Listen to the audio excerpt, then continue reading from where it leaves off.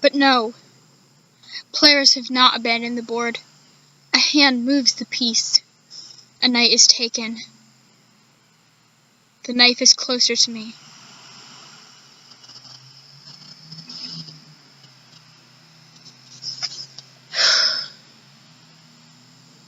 The next day at morning break, I went to chess club. I thought it was a good place to be invisible. Mr. Boyle smiled when he saw me. "Good man," he said, and introduced me to some of the other kids there.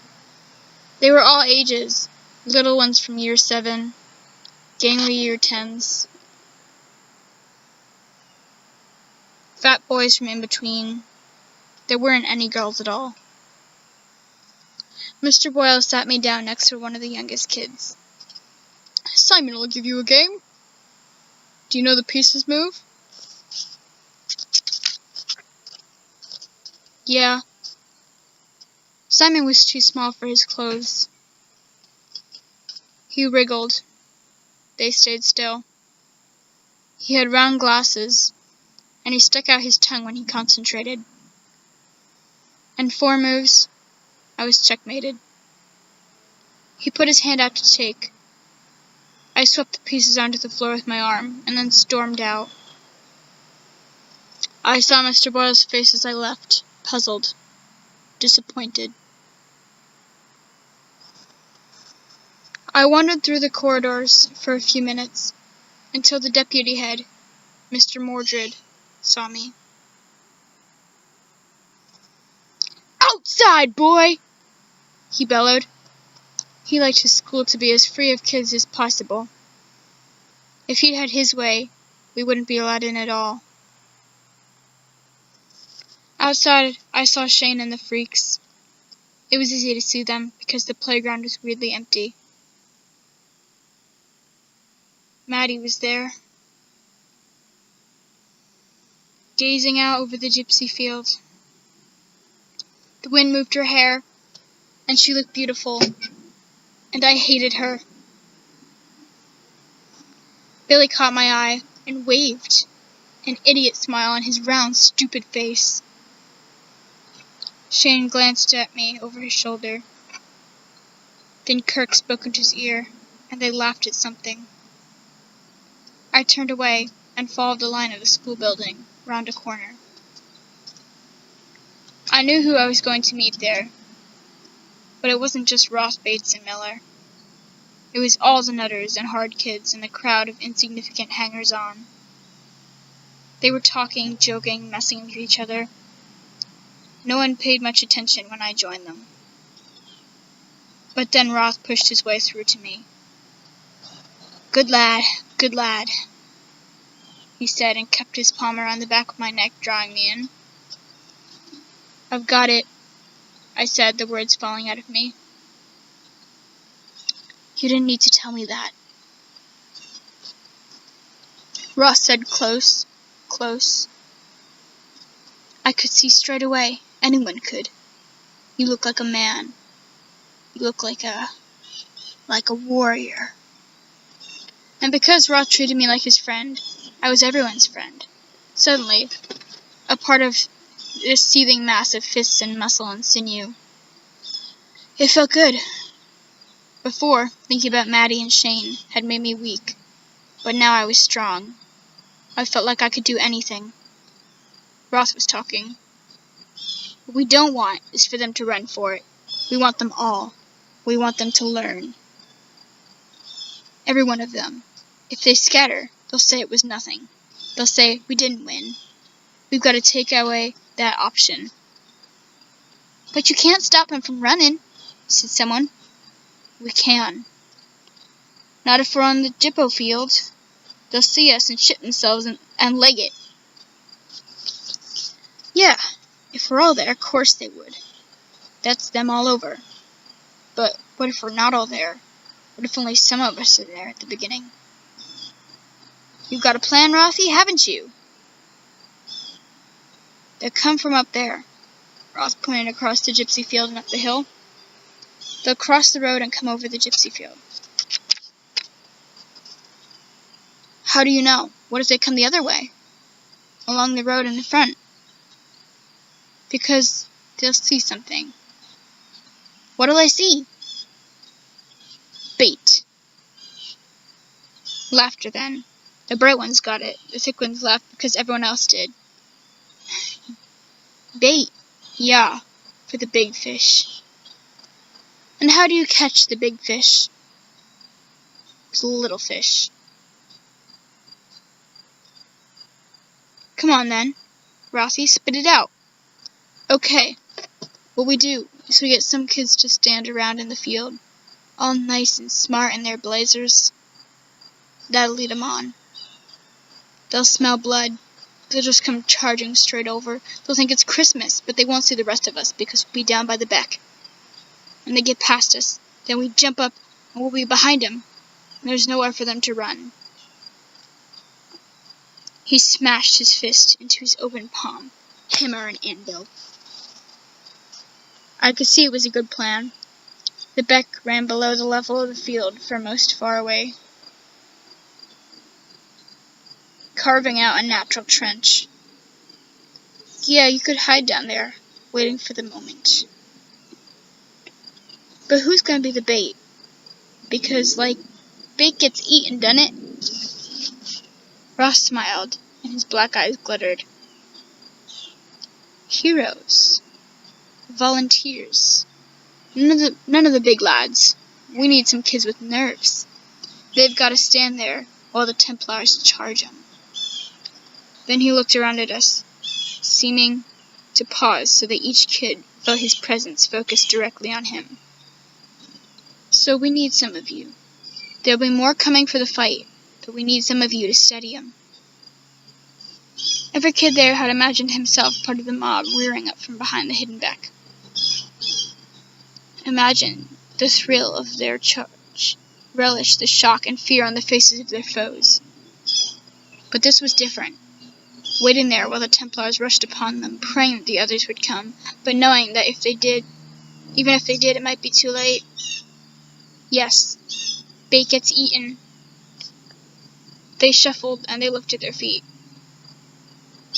I'll do it, I said. Some cheers. Relief, I think. That's it. That's the way. Good lad. Ross held my shoulders and shook me. Part of me felt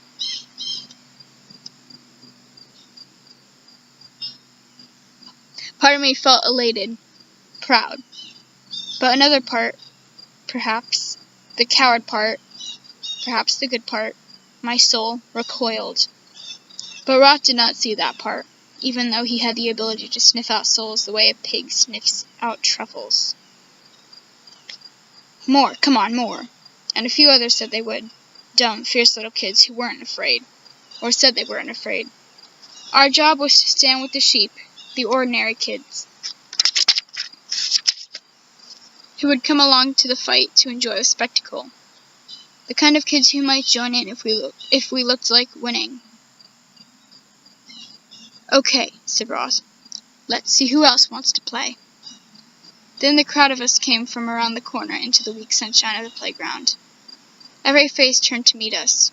Roth led the way, moving from one little group to the next. Cajoling, enticing, persuading, threatening. Whatever it took, and some kids joined in enthusiastically, glad to be called, and others were sullen, and some were afraid. But none were afraid of the future fight as much as they were afraid of the present Roth. And then, at last, we came to Shane and the freaks. I'd seen them looking at us nervously, as we made our way across the playground. Not Shane, of course. That little half-smile had never left his lips, but Kirk looked like he had somewhere else he really needed to be, and Fat Billy looked like he wanted to cry. I felt embarrassed that I'd ever wanted to be like them. Ross stood in front of them. I was by his side. Any of these poofs up for it, you reckon? Nah, said Bates. They'll be putting on their makeup. They might all have a little cry together. Shut up. Of all people, it was Sabrina who'd spoke up. Make me, you slut. Sabrina stepped forward as if she was going to do just that. and she looked pretty awesome with her purple lips and black hair, like something out of a vampire movie. And Bates shrank back from her, but not Ross. He put his hand almost gently on her arm and moved her out of the way. Almost gently, I said, because she still ended up on the floor. Then things happened fast. Shane, not smiling now, not smiling at all, ran at Ross. For a second, my heart leaped with joy. Even though I was with Roth now, Shane was going to diminish Roth. He was going to do some trick. He knew Taekwondo or Jiu-Jitsu or some shit. That was where he got that amazing inner calm from. But it was what Ross wanted above all else, because of course, he'd always hated Shane. Hated his indifference and detachment, his aloofness.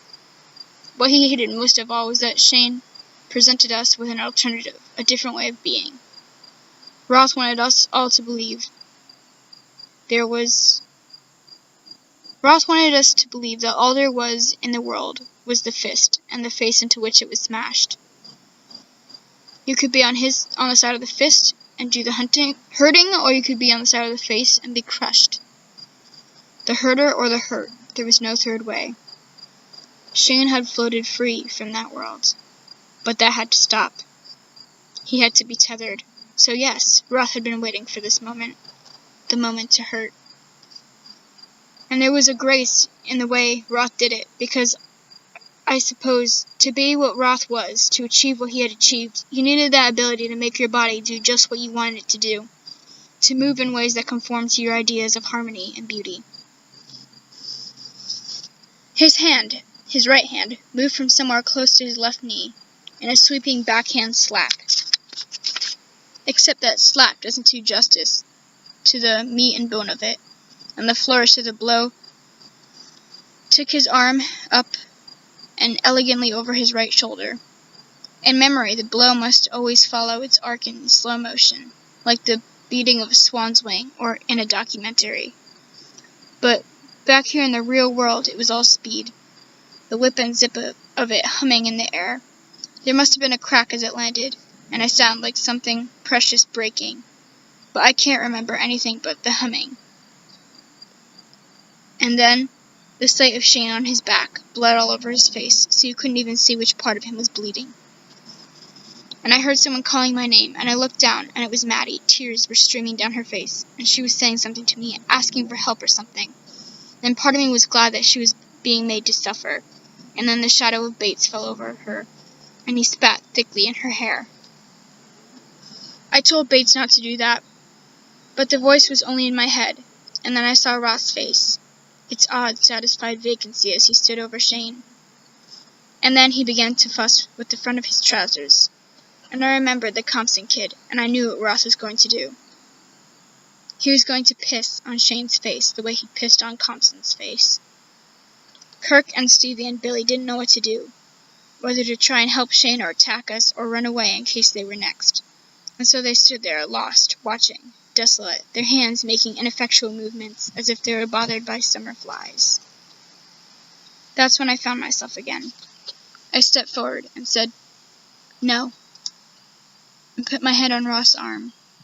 And Roth turned to me, his face losing that pleasant vacancy, and beginning its transition through irritation to rage, because couldn't I see that he was in the middle of something important here, part of the world's education? And deep in my heart, I quailed. But I had a reason. "Boyle," I said, and nodded over his shoulder. The other kids all looked then. The Roth gang and the freaks. But not Shane. Mr. Boyle was loping in our direction, his face red, his sparse beard bristling, the dirty tweed jacket flapping behind him like the wings of a hairy bat. The crowd scattered before him, kids flying in all directions. I didn't see Roth run, but he too disappeared. I was left with Shane and the others. Serena and Maddie were bending over him, and the boys were standing aimlessly, not knowing what to do. What happened here?" Boyle looked around wildly, trying to understand what was going on. "Don't know, sir." I'm not sure who said it. One of the boys. It was the rule. The one rule no one would break. You don't talk. Boyle knelt by Shane's side and took out a handkerchief, wiped the blood from his mouth. Shane's eyes were open, and he looked beyond Boyle to me. Who did this? I fell, sir. Shane's voice was wet and soft. Don't be stupid, boy. I saw something going on, but there were too many of them in the way. Come on, who hit you? We need to stop this. It takes only one person to speak out. But I knew Shane wouldn't say who done it, because not even the saints like Shane would break the rule. It wasn't a rule like no chewing gum in glass, but a law of nature, like evolution or water boiling at 100 degrees. If you don't break those kinds of laws, they're what we're made of. I fell, sir. And Boyle looked away in despair. You, Vardaman, I'm asking you, what do you know about this? I didn't see anything, sir. I thought Boyle was going to burst. He uttered a series of spluttering noises and then walked away and then came back again and began helping Shane to get up. You're as much to blame as the others, he said to no one in particular, and then, in a softer tone, he added, Come on, let's get you cleaned up. Then I'll drive you to the emergency room, and we'll see if you need any stitches. I'm fine, sir. No, you're not. And then the two of them went away across the playground, heading for the stinking sick bay with its bucket of sand and its broken dummy they used to teach mouth to mouth, and the first aid kit with its empty box of Band-Aids.